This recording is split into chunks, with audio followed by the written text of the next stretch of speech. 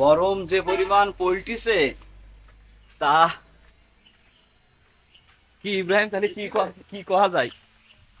হ্যাঁ, গরম নিয়ে কিছু কয় ইব্রাহিম? না, বলছি গরম নিয়ে কিছু একটা কয়, একটা বক্তব্য দে। আমার কাছে খুব ভালো লাগতেছে। একটা বক্তব্য দে না। এটা খুব ভালো লাগতেছে আমার কাছে। গরম ভালো লাগতেছে? খুব ভালো ভালো লাগার লাগতেছে। পিছনে কারণ কি? কারণ হচ্ছিল যে দিন যেটা যাচ্ছে সেটা খুব ভালো, সামনে যেটা আসতেছে সেটা আরো বেশি খারাপ। রাইট।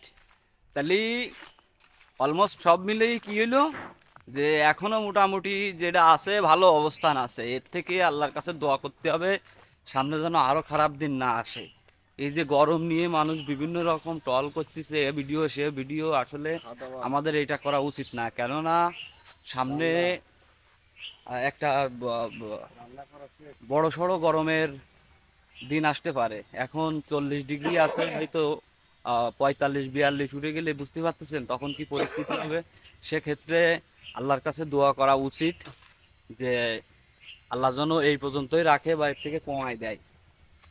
আমিন।